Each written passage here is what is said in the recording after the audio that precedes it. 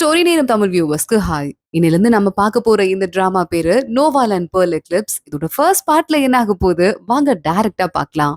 ஒரு பெரிய கடல்ல கரை எந்த பக்கம்னு தெரியாத அளவுக்கு நடு கடல்ல நின்னுட்டு இருக்காங்க ஒரு போட்டு. அதுல 3 ஆளுங்களும் அதுல ஒரு ஆளோட சின்ன பொண்ணும் அந்த போட்ல இருக்காங்க. இந்த பொண்ணு முத்து குளிக்கிறதுக்காக தான், அதாவது உள்ள போய் முத்து எடுக்கிறதுக்காக தான் இங்க கூட்டு வரப்பட்டிருக்கா. இப்ப நான் நீச்சல் நல்லா அடிப்பேன்ப்பா, என்னை பத்தி கவலைப்படாதீங்கன்னு சொல்லிட்டு அந்த பொண்ணு அவங்க அப்பா சொன்னதால கடலுக்குள்ள குதிச்சிடுறா. நல்ல ஜொலிக்கிற லுமினஸ் பேர்லா பார்த்து எடுத்துட்டு வரணும்னு அவங்க அப்பாவும் சொல்லி அனுப்புறாரு. பார்த்தா இவ உள்ள போயிட்டே இருக்கும்போது நிறைய மீன் வர ஆரம்பிக்குது. அதுல லைட்டா இவ மயங்கிடுறா. பார்த்தா மீன் எக்கச்சக்க கூட்டமா வர இதுல அந்த பொண்ணாலேயே தாங்கிக்க முடியாம போயிட்டு இருக்கு. ஆனா கொஞ்ச தூரத்திலேயே அவளை காப்பாத்துற மாதிரி கடல் கண்ணி ஒருத்தி அந்த பக்கமா வரா. கடல் கண்ணியோட அழக பார்த்து இந்த குட்டி பொண்ணு மயங்கி போயிடுறா. வாவ் அப்படின்னு, இங்க வாயேன் எங்க அப்பாட்ட உன்னை கூட்டு போய் காட்டுறேன்னு சொல்லிட்டு அந்த குட்டி பாப்பா கடல் கண்ணியை கூட்டிட்டு மேல போயிட்டு இருக்க. அந்த பொண்ணை காப்பாத்தணுங்கிறதுக்காக கடல் கண்ணியும் அவ கைய புடிச்சிட்டு மேல வரா. அப்பா இங்க பாருங்கப்பான்னு அந்த குட்டி பொண்ணு போட்ல ஏறிட்டு கடல் கண்ணி அங்க நிக்கிறா பாருங்கன்னு சொல்ல, இந்த அப்பாவை பார்த்து மத்த 2 ஆளுங்களும் இதான் சரியான நேரம், வேலையை ஆரம்பிங்கன்னு சொல்றாங்க. என்ன பண்ணணும்னு கேட்டுட்டு, இல்ல எனக்கு பண்ண கஷ்டமா இருக்கு கஷ்டமா இருக்குன்னு அந்த அப்பா சொல்றாரு. கடல் கண்ணிய பாத்துடுறாரு. அந்த கடல் கண்ணி சிரிச்சுட்டே அந்த குட்டி பாப்பாவை பார்த்துட்டே இருக்க, அவர் வேகமா அந்த குட்டி பாப்பாவோட சொந்த பொண்ணோட கழுத்தை பிடிச்சு நெரிக்க ஆரம்பிக்கிறாரு. அப்பா விடுங்க விடுங்கன்னு சொல்லிட்டு அவ கத்த, இல்லம்மா எனக்கு வேற வழி இல்ல, நான் உனக்கு நல்லபடியா நீ இறந்து போனதுக்கு அப்புறமா உனக்கு சாப்பாடெல்லாம் வாங்கி தரேன் புரியுதா, உன் கல்லறையில டெய்லி வந்து வைக்கிறேன் புரியுதான்னு சொல்லிட்டு இருக்காரு. இத பார்த்துட்டு இந்த கடல் கண்ணி கண்ணுல இருந்து கண்ணீரா வர ஆரம்பிக்குது. ஒரு சொட்டும் ஒரு அழகான ஜொலிக்கிற முத்தா மாறுது. இந்த அப்பா கூட நிக்கிற மத்த 2 பேரும் இந்த முத்த வேகமா ஓடி போயிட்டு பிடிக்க ஆரம்பிக்கிறாங்க. அந்த பொண்ணு இன்னும் கடல் கண்ணி அழுதுகிட்டே இருக்கா. ஆனா ஒரு கட்டத்துல மேல இருக்கால இந்த குட்டி பொண்ணு, அவங்க அப்பாவோட கைய புடிச்சு தள்ளி விட்டுட்டு கடிச்சு வச்சிடுறா. என்ன மன்னிச்சிருமா, ராஜா பேராசை புடிச்சிட்டு இன்னும் நிறைய வரி ஏத்திட்டே போறதால எனக்கு வேற வழி தெரியாம இப்படி பண்ணிட்டேம்மா, இனிமே அப்பா அப்படி பண்ண மாட்டேன் அப்படின்னு சொல்லிட்டு இருக்காரு. ஆனா உள்ளுக்குள்ள 2 பேர் முத்து எடுக்கிறதுக்கு போனாங்கல்ல, அவங்க இன்னும் மேலேயே வரல. ஆனா அதுக்குள்ள ஒரு பெரிய சுனாமி வருது. இந்த போட்டையே கூட கவுத்து போட்டுருது. அந்த 2 பேரும் இருந்த இடம் தெரியாம காணாம போயிட்டாங்க. இங்க நம்ம இந்த குட்டி பாப்பாவும் அப்பாவும் மட்டும் தான் இருக்காங்க. ஐயோ அப்பான்னு சொல்லிட்டு அவ கத்திட்டு இருக்க. அந்த அப்பா அவளை எப்படியோ காப்பாத்தி போட்டு மேல ஏத்தி விட்டுறாரு.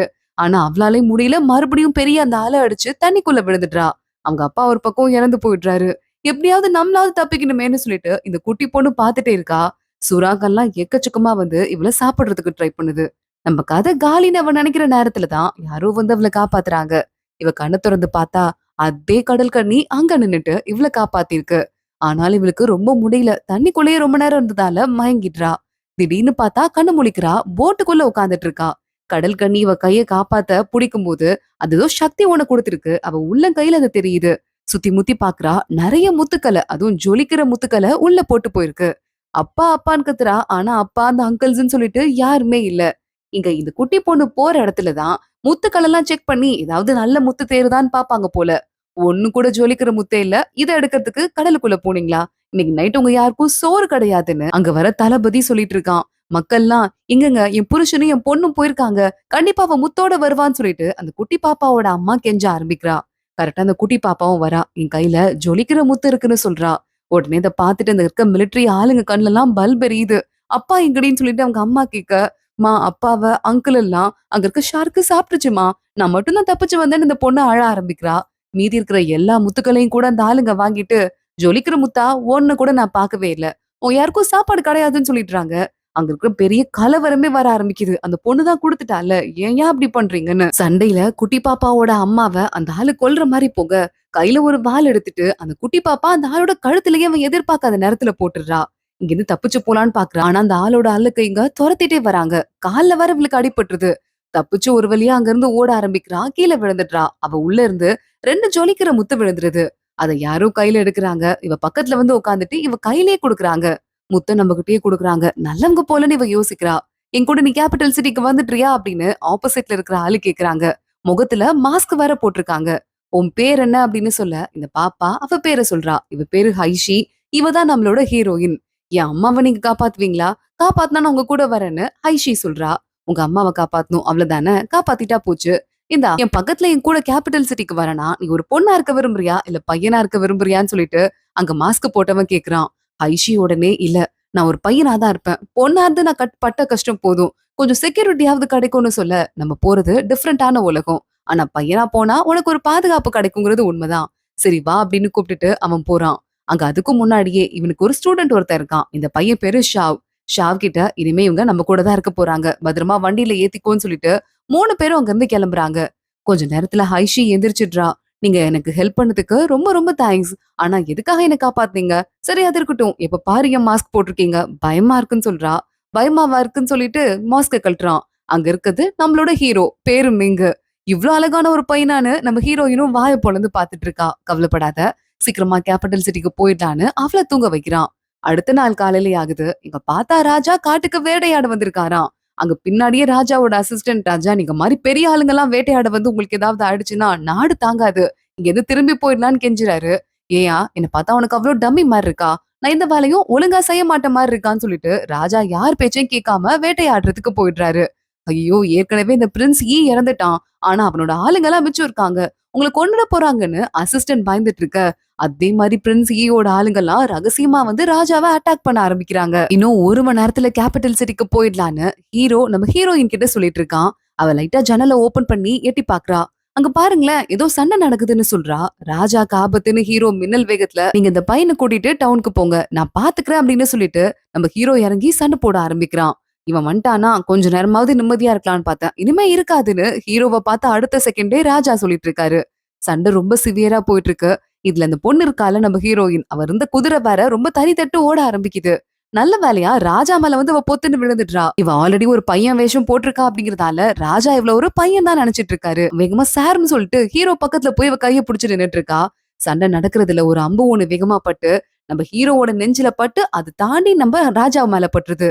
நல்ல வேலை ராஜாக்கு ஒண்ணும் ஆகலங்கிற மாதிரி அவன் பாத்துட்டு இருக்க. ராஜாவோட ஷோல்டர்ல அம்பு இறங்கி இருக்கு. எப்ப பாரு ஏன் இப்படி பண்ணிட்டு இருக்க? பாரு சண்டையில உன் மாஸ்க் வேற உடைஞ்சு போயிடுச்சு. உன்னை பார்த்து யாராவது கண்டுபிடிச்சிட்டாங்கன்னா என்ன பண்றதுன்னு கேட்க. ஆனா ஹீரோவை பார்த்து ஆல்ரெடி சில பேர் கண்டுபிடிச்சிருக்காங்க. இவன் செத்து போயிட்டா நம்ம எல்லாரும் நினைச்சிட்டு இருக்கோம்ல உயிரோட தான் இருக்கான். போய் நம்ம ஆளுங்க கிட்ட சொல்லுங்கன்னு அங்க இருந்து கிளம்பிட்டு இருக்காங்க. ராஜா பாக்குறான். உன்னோட அம்புல கண்டிப்பா யாரோ விஷம் வச்சிருக்காங்க. அதான் நீ இவ்ளோ வீக் ஆயிட்ட. ட்ரீட்மெண்ட்க்கு ஆளு வாங்கன்னு கூப்பிட. இங்க பாத்துட்டு இருக்க அந்த குட்டி பொண்ணு நம்ம ஹீரோயின். ஓ இவன் தான் ராஜாவா? இவன் வரிய ஏத்துனனாலதான் நம்ம அப்பா அவ்ளோ கஷ்டப்பட்டு என்னையே கொல்ல ஆரம்பிச்சாருன்னு கையில கல் எடுத்துடுறான் அடிக்கிறதுக்கு. ஆனா ஹீரோ அவ கைய கெட்டியா புடிச்சிடுறான். தப்பு மட்டும் பண்ணிடாதங்கிற மாதிரி. ராஜா அங்கிருந்து போனதுக்கு அப்புறமா மிங்கு மயக்கம் போட்டே விழுந்துடுறான். உள்ள கூட்டு போறாங்க. மிங்குக்கு ரொம்ப நேரம் ட்ரீட்மெண்ட் ஆரம்பிக்குது. அடுத்த நாள் காலைல வரைய ஹைஷி வெயிட் பண்ணிட்டே இருக்கா. ஹீரோவுல பாத்துட்டு என் கூட வா அப்படின்னு இந்த காஃபி எனக்கு கொடுன்னு சொல்ல இந்தாங்க சார்னு சொல்றா. இனிமே நான் உனக்கு சார் கிடையாது. உன் பேரு ஹைஷி. நீங்க இருக்கிற ஒரு பையன் என்னோட ஸ்டூடெண்ட். புரியுதான்னு சொல்ல மாஸ்டர் இந்தாங்க காஃபி எடுத்துக்கோங்கன்னு ஹைஷி கொடுக்க ஆரம்பிக்கிறா. இன்னொரு பக்கம் ராஜா கிட்ட ஒரு மினிஸ்டர் வராரு. சாரி ராஜா என்னால நேத்து உங்களை பாதுகாக்க முடியலன்னு சொல்ல நான் யார்கிட்டயும் பேசாம திடீர்னு கிளம்பி வேட்டைக்கு போயிட்டேன். உங்களால பாதுகாக்க முடியாது. ஆனா கொஞ்சம் ஆளுங்களை புடிச்சிருக்கோம். எல்லாமே இந்த பிரின்ஸ் இருக்கான்ல அவனோட ஆளுங்க தான். போய் அவங்க கிட்ட ஒரு வாக்குமூலத்தை வாங்குங்கன்னு சொல்ல அத்தனை பேரும் பர்சனலா ரிவெஞ்ச் இருக்கு. அதனாலதான் ராஜாவை கொல்ல ட்ரை பண்ணோம். எங்களுக்கும் வேற யாருக்கும் சம்பந்தமே இல்லைன்னு உண்மையவே சொல்ல மாட்டாங்க. யாரு ராஜாக்கு எதிரா இருக்காங்கன்னு. இந்த மினிஸ்டருக்கு என்ன பண்றதுனே தெரியல. தலைய புடிச்சிட்டு இருக்காரு. ஏதாவது க்ளூ கிடைக்குமா அப்படின்னு. இங்க இன்னொரு பக்கம் நம்ம ஹீரோயினை பாக்கிறதுக்கு சீனியர் வந்துடுறான் ஷாவ். இதுக்கும் மேல என்ன சாருன்னுலாம் கூப்பிட கூடாது. அதே மாதிரி அண்ணான்னு கூப்பிடணும். புரியுதா? நான் உன் சீனியர் மாதிரி. உன் அம்மாவை பார்த்தேன். அவங்க எல்லாம் ஹாப்பியா தான் இருக்காங்க. இந்த குட்டி கத்திய உன்கிட்ட கொடுக்க சொன்னாங்கன்னு அந்த கத்தியையும் கொடுத்துடுறான். ரொம்ப தேங்க்ஸ். இதை என் அப்பா யூஸ் பண்ணிட்டு இருந்தாரு. நான் வச்சுக்கிறேன் சொல்லிட்டு நம்ம ஹைஷியும் சீனியர் கூட ரொம்ப க்ளோஸ் ஆயிட்டு இருக்கா. 2 பேரும் சேர்ந்து பிராக்டிஸ் பண்ண ஆரம்பிக்கிறாங்க. ஹீரோ தான் மிங்கு தான் 2 பேருக்கும் கிளாஸ் எடுக்க ஆரம்பிக்கிறான். கொஞ்சம் கொஞ்சமா எழுத படிக்கிறது, வாள் வீசுறது, அம்பு எறிகிறது, அப்புறம் சண்டை போடுறதுன்னு எல்லாத்தையும் கத்துக்க ஆரம்பிக்கிறா. இங்க பாரு பாறையில படுத்து தூங்காதன்னு சொன்னேன்ல குளிர் அடிக்க போகுது. உள்ள போன்னு சொல்ல மாஸ்டர் நீங்க வர வரைய வெயிட் பண்ணிருந்தேன்னு ஹைஷி அப்போல இருந்தே ரொம்ப பாசத்தோட வளர்ந்துட்டு இருக்கா. அப்படியே கொஞ்சம் கொஞ்சமா நாள் ஓடிக்கிட்டே இருக்கு. நம்ம ஹைஷி பெரிய பொண்ணு ஆயிடுறா. அவ பாட்டுக்கு உட்கார்ந்துட்டு இருக்கும் போது ஹீரோ நேரா உள்ள போறான். மாஸ்டர் என்ன சாப்பிடலையான்னு கேட்டு இவ பின்னாடியே போயிட்டு இருந்தா. அங்க பார்த்தா நம்ம ஹீரோக்கு நல்லா அடிபட்டு இருக்கு. கட்டு போடுறதுக்காக உட்கார்ந்துட்டு இருக்கான். ஐஷி பக்கத்துல ஓடி போயிட்டு நான் உங்களுக்கு மருந்து போட்டு விட்டுறேன்னு சொல்லிட்டு மருந்து போட்டு கொடுக்குற வேலையை பார்த்துட்டு இருக்கா. இப்படி அடிபட்டு இருக்கு. இனிமே பேலஸ்க்கு போகும்போது என்ன கூட்டு போங்கன்னு ஹைஷி ஒரு பிட்டு போட்டு பாக்குறா. ஆனா நம்ம மிங்கு பாக்குறான்.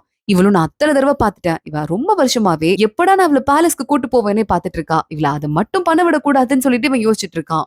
அப்ப ஒரு ஆள் வந்து மிங்கோட காதுல ஒரு விஷயத்த சொல்றான். சீக்கிரமா போங்க ஆக்ஷன் எடுங்கன்னு மிங்கு சொல்லிடுறான். இங்க பார்த்தா அந்த மினிஸ்டர் போறாரு. பிரின்ஸோட ஆளுங்களா இருக்கு உங்களுக்கு எவ்வளவு தைரியம் உண்டான்னு அங்க இருக்கிற ஆளுங்களை எல்லாம் கொல்றாரு. அதுல ஒருத்தன் சொல்லிட்டு இருக்கான். ஏண்டா பிரின்ஸோட ஆளுங்க தான் நாங்க என்ன கொல்ற?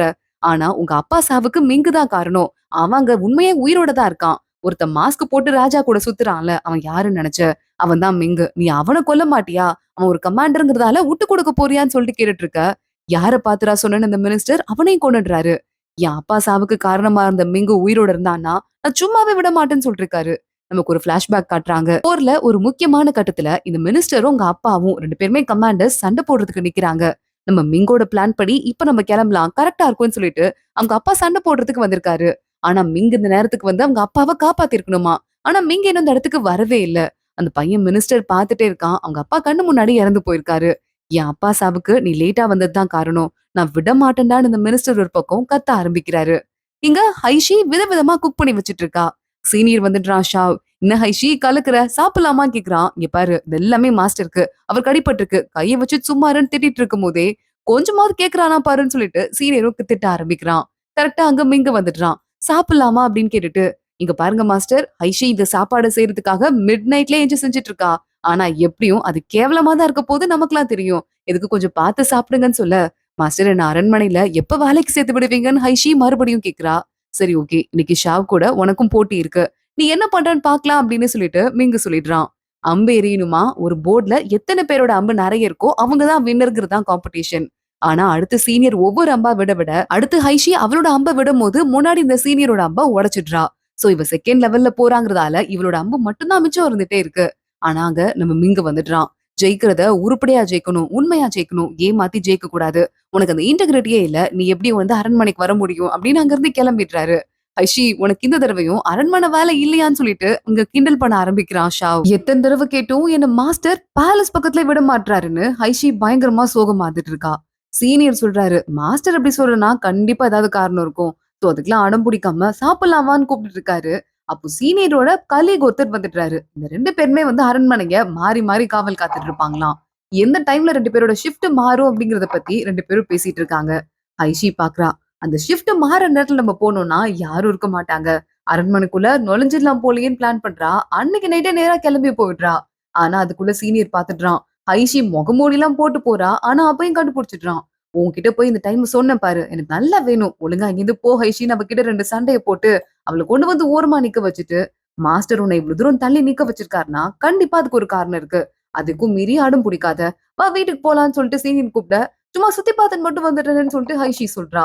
நீ ஒண்ணும் பார்த்து கிழிக்க வேணான்னு அங்கிருந்து சீனியர் கூட்டு போயிடுறாரு.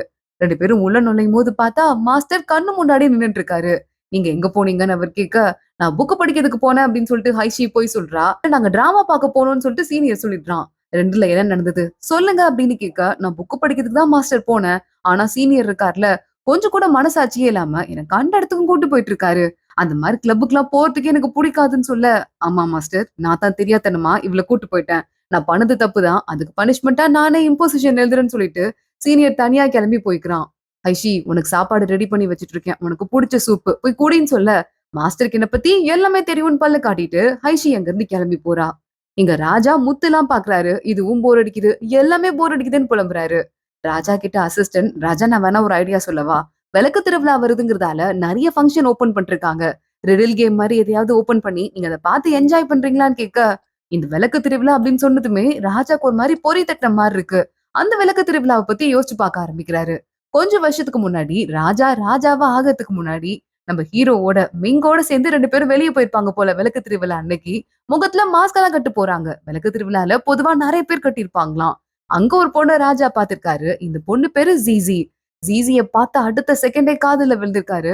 டக்குனு அவளை புடிச்சு முகத்துல இருந்து மாஸ்க் கழட்டி கூட பாக்க யாரு என்னன்னு தெரியாத பொண்ணுக்கு யாராவது மாஸ்க் கழட்டுவாங்களான்னு பக்கத்துல இருக்க வேலைக்கார பொண்ணு கேக்குறா. ஏன் எனக்கு தெரியாது. இந்த பொண்ணு பேரு ஜீசி எனக்கு நல்லா தெரியும். என்னோட பேர் அதே மாதிரி தீஷு நல்லா ஞாபகம் வச்சுக்கோ. இன்னும் நிறைய விஷயம் நான் உனக்கு மெதுவா கத்து கொடுக்குறேன்னு சொல்லிட்டு நல்ல ராஜா பயங்கரமா கல்ல போட்டிருக்காரு. இங்க இதை பத்தி தான் நம்ம மிங்கும் யோசிச்சுட்டு இருந்திருப்பான் போல. கரெக்டா ஹைஷி சாப்பாடு கொண்டு வரா. மாஸ்டர் சூப் குடிங்க அப்படின்னு. சரி ஓகே விளக்கு திருவிழா அன்னைக்கு என் கூட கம்பெனி கொடுக்கணும்னு அவசியம் கிடையாது. சீனியரோட வெளியே கிளம்பி போன்னு சொல்ல மாஸ்டர் நீங்க போனீங்கன்னா நான் வரேன் இல்லைனாலும் நான் வர மாட்டேன்னு சொல்லிட்டு ஹைஷி சொல்றா. ஆனா ஒருத்தர் வந்துடுறாரு. என்ன மாஸ்டர் உங்களுக்கு மறுபடியும் அடுத்த வேலை வந்துருச்சு போல. எல்லா மத்த வேலை பாக்குறவங்க எல்லாம் கொஞ்சமாவது கேஷுவலா ஃப்ரீயா இருப்பாங்க. ஆனா ராஜாக்கெல்லாம் எப்பவுமே ஸ்ட்ரிக்டா இருக்கணும்னு சொல்லிட்டு ரூல்ஸ் இருக்கு. இங்க எல்லாம் மாறி போயிருக்குன்னு ராஜாவே நக்கல் பண்றா. ஐஷி வாய் மூடு இங்க இருந்து வெளியே போன்னு சொல்லிட்டு அவளை வெளியே அனுப்பிட்டு ஹீரோ பாக்குறான். எதுக்காக இங்க வந்திருக்கீங்கன்ட்டு அசிஸ்டன்ட் கிட்ட கேக்குறான். ராஜா விளக்கு திருவிழா அன்னைக்கு வெளியே போகணும்னு சொல்லியிருக்காரு. நீங்க பாதுகாப்பு கூட போறது நிம்மதியா தான் இருக்கு. இருந்தாலும் ராஜாக்கு அதையும் மீறி ஆபத்து வந்துருமோன்னு பயமா இருக்கு. ஆளுங்கள கூட்டிட்டு ஃபாலோ பண்ணவா அப்படின்னு கேக்குறாரு. இல்ல ரொம்ப பக்கத்துல ஃபாலோ பண்ண வேணாம். கொஞ்சம் தூரத்துல வாங்க. இல்லன்னா ராஜா நிஜமாவே டென்ஷன் ஆயிருவாரு. நானும் பாத்துக்கிறேன்னு சொல்லிட்டு நம்ம மிங்கோ சொல்லிட்டு இருக்கான். ராஜாவும் மிங்கும் அடுத்த நாள் கிளம்பி விளக்கு திருவிழாக்கு போயிட்டு இருக்காங்க. அங்க இருக்க கடையெல்லாம் பாக்க பாக்க இந்த ராஜாக்கு மறுபடியும் இந்த ஜீசி பொண்ணு இருந்தால அந்த பொண்ணு ஞாபகமா வருது. இது நம்ம மிங்குக்கும் நல்லாவே புரியுது. கண்ணுல கண்ணீரோட ராஜா பாத்துட்டு இருக்காரு. இன்னொரு பக்கம் ஹைஷியும் சீனியரும் அதே மாதிரி சுத்தத்துக்கு போயிருக்காங்க. இங்க பாத்தியா விளக்கு திருவிழால என்ன தெரியுமா ஸ்பெஷல்? எல்லா பசங்களும் ஒரு பொண்ணுகிட்டயாவது கல்ல போட்டே ஆகணும். அந்த மாதிரி ஒரு ஸ்பெஷலான ஃபங்க்ஷன் இதுன்னு சொல்லிட்டு இவன் கண்டபடி பேச, நான் பொண்ணுன்னு தெரியாம சீனியர் வேற கண்டபடி எதையாவது பேசிட்டு இருக்காருன்னு சொல்லிட்டு ஹைஷீஸ் முறைக்க ஆரம்பிக்கிறா. அங்க ஏதோ ஜேடு டோக்கன்லாம் விக்கிறாங்களாம். ஹை இதெல்லாம் லவ்வருக்கு குடுக்குற பிரசன்ட் போலன்னு சொல்லிட்டு ஹைஷி அதை உழுந்து உழுந்து பாத்துட்டு இருக்கா. சீனியர் அங்க போறான். நிறைய வாங்கிட்டு வந்திருக்கான். இன்னைக்கு நிறைய பொண்ணுங்களுக்கு நான் ப்ரப்போஸ் பண்ண போறேன். ஆளுக்கு ஒண்ணு கொடுக்க வேண்டியதான்னு சொல்லிட்டு, இந்த பரவாயில்ல நீயும் ஒண்ணு வச்சுக்கோ. உனக்கு குடுக்கறதுக்கு ஆள் இல்லைன்னா பேசாம மாஸ்டர் கிட்டயாவது குடுன்னு சொல்லிட்டு இருக்கான். எனக்கு ஒன்னும் தேவையில்லைன்னு சொல்லிட்டு ஹைஷி மறுபடியும் கோச்சிட்டு இருக்கா. இங்க ராஜாவும் மிங்கும் ஒரு ஹோட்டல் ஒண்ணு இருக்கு. அந்த இடத்துக்கிட்ட போறாங்க. இங்க 2 பேரும் ராஜாவும் கேர்ள் ஃப்ரெண்டும் சேர்ந்து சாப்பிட்டு இருப்பாங்க போல. நம்ம எப்பவுமே ஒன்னா இருக்கலாம்னு சொல்லிட்டுலாம் ராஜா அங்க வந்து இந்த பொண்ணுக்கு வாக்கு கொடுத்திருக்காரு. இந்த பொண்ணுக்கு என்னாச்சுன்னு தெரியல. மறுபடியும் அதை பத்தி யோசிச்சுட்டு ராஜா இங்கே உட்கார்ந்து சாப்பிடலாம் அப்படின்னு சொல்லிட்டு இருக்காரு. மிங்கு சுத்தி முத்தி பாக்குறான். பயங்கர ஆபத்து இருக்க மாதிரி இருக்கு. ராஜா வேற எங்கேயாவது போய்க்கலாமே இல்ல மாஸ்கையாவது போடுங்கன்னு சொல்ல, மாஸ்க் போட்டாலும் என்னால சாப்பிட முடியாது. இப்படிதான் சாப்பிடுவேன். முடிஞ்சா என்னை காப்பாத்திப்பாரு. இல்லைன்னா போட்டு விட்டுரு. இன்னுமா அந்த பிரின்ஸோட ஆளுங்களை நினைச்சு பயந்துட்டு இருக்க? எனக்கெல்லாம் பயமே இல்ல. அவங்க எல்லாம் இப்ப இருக்காங்கன்னு நான் நினைச்சு கூட பாக்கலன்னு சொல்லிட்டு ராஜா சொல்லிட்டு இருக்காரு. ஹைஷி மேல இடிச்சிட்டு யாரோ அங்க வந்து ரகசியமா போயிட்டு இருக்காங்க. ஹைஷி பாக்குறா. என்ன திருட்டுத்தனமா போயிட்டு இருக்கான்ட்டு அவனை ஃபாலோ பண்ணிட்டு பின்னாடி போயிட்டு இருக்கா. இதே நேரம் இன்னொரு பக்கம் நம்ம சீனியர் அங்க ஒரு பொண்ணை கடத்தருல பாத்துட்டு அந்த பொண்ணோட அழகுல மயங்கி வாயை பொழந்து நின்னுட்டு இருக்கான். அந்த பொண்ணு கையில வச்சிட்டு இருக்க ஒரு அழகான ஒரு கீ செயின்ல இருந்து நூல் கூட கீழே விழுந்துருது. அதை எடுத்துட்டு அம்மா ஹைஷி எங்க போனான்னு பாத்துட்டு ஆளை காணோம் நான் போய் தேடுறேன்னு சொல்லிட்டு கிளம்பிட்டு இருக்கான். கரெக்டா அந்த நேரம் பார்த்து ராஜாவை அட்டாக் பண்றதுக்கு ஒரு கூட்டமே வந்து பக்கத்துல நிக்க அவ்வளவுதான். நம்ம மிங்க திரும்பி கூட பார்க்காம அத்தனை பேர்கிட்டயும் சண்டை போட ஆரம்பிக்கிறான்.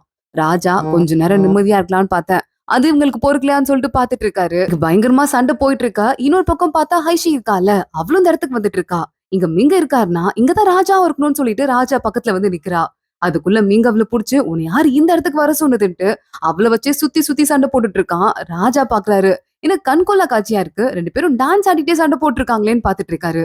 நீ போய் ராஜாவை பாத்துக்கோன்னு ஹைஷி அனுப்ப ராஜா பக்கத்துல போய் நிக்கிறா. கையில வால் வேற எடுத்து வச்சிட்டு இருக்கா. ஆனா அதுக்குள்ள ஃபைட் முடிஞ்சிருது. அதே மாதிரி ராஜாவை பாத்துக்கிறதுக்கும் ஆளுங்க வந்துடுறாங்க. ராஜா அரண்மனைக்குள்ள போலான்னு கூப்பிடுறாங்க. ஜாலியா ஃபன் பண்ணலான்னு வந்தேன். எல்லாம் ஸ்பாயில் ஆயிடுச்சுன்னு சொல்லிட்டு ராஜா மறுபடியும் அங்க இருந்து கிளம்பி அரண்மனைக்கு போயிடுறாரு. இங்க அங்கிருந்து கொஞ்சம் கெட்டவங்க எல்லாம் மிங்க துரத்திட்டு பின்னாடியே போறாங்க. மிங்க பாக்குறான். அப்ப இது ராஜாவை கொல்ல வந்த கூட்டம். என்ன கொல்ல வந்த கூட்டம் கிடையாது.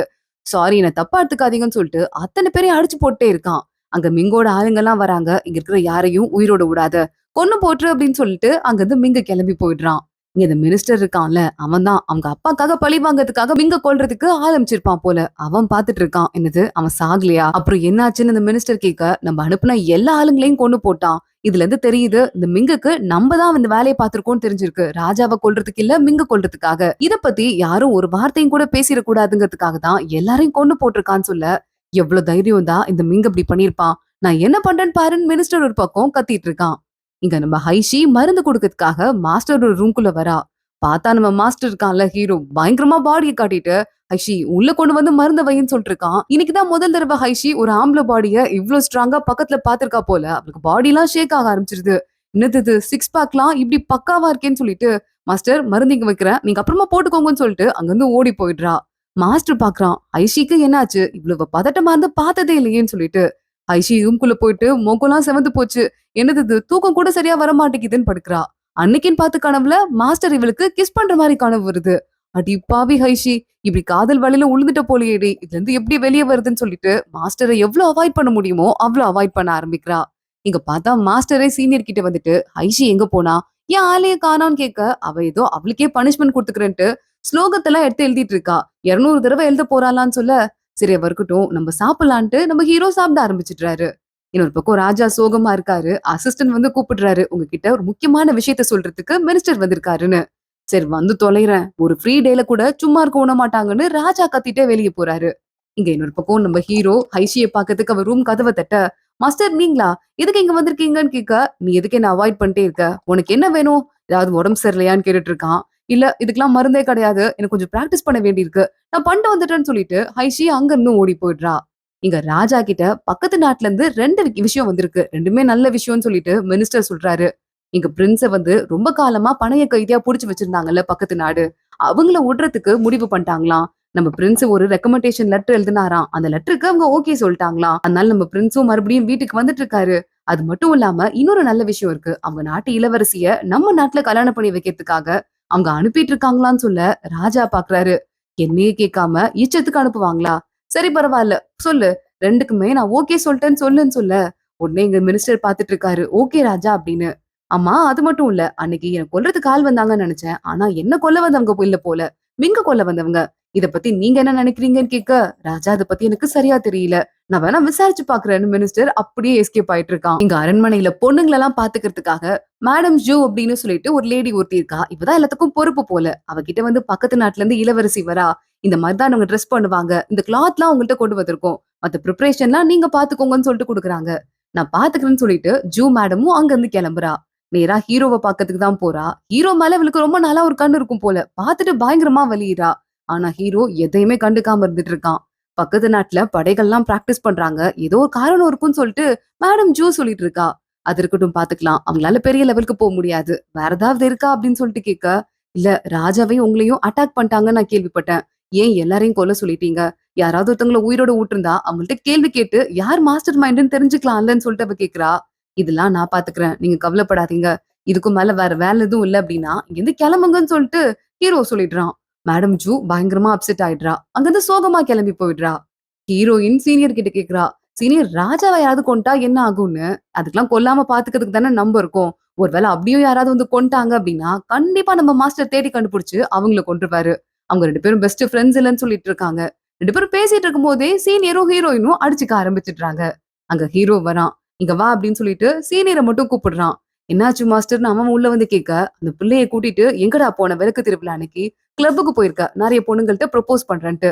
என்னதான் இருந்தாலும் அவன் சின்ன பையன். அவன் கிட்ட இந்த மாரிலாம் பண்ணக்கூடாது புரியுதான்னு சொல்லிட்டு ஹீரோ திட்ட ஆரம்பிக்கிறான். ஹீரோ மனசுக்குள்ள கண்ட இடத்துக்கு அவன் கூட்டு போனதால தான் ஹீரோயின் மனசுல ஏதோ குழப்பம் வந்துருச்சு போல நினைச்சிட்டு இருக்கான் போல. அதனால இந்த மாதிரி வார்ன் பண்ணிட்டு இருக்கான். அடுத்து நேரா ஹீரோயின் ரூம்க்கு போயிட்டு உன் மனசுல குழப்பம் இருந்தா மெடிடேஷன் பண்ணா எல்லாம் சரியாயிரும். வா சேர்ந்து மெடிடேஷன் பண்ணலாம்னு கூப்பிட இது வேறையான்னு சொல்லிட்டு ஹீரோயினும் உள்ள உட்கார்ந்துட்டு இருக்கா. நம்ம ஹீரோ வாசல்லே உட்கார்ந்து 2 பேரும் சேர்ந்து மெடிடேட் பண்ண ஆரம்பிக்கிறாங்க. அதோட தான் இன்னைக்கு எபிசோட் முடியுது. அடுத்தடுத்து என்ன ஆக போகுது தொடர்ந்து பார்க்கலாம். இந்த வீடியோவை லைக் பண்ணிக்கோங்க. மறக்காம நம்ம சேனலுக்கு சப்ஸ்கிரைப் பண்ணிட்டு பெல் ஐகானையும் கிளிக் பண்ணிக்கோங்க. அடுத்த வீடியோல பார்க்கலாம். அதுவரைய பாய்.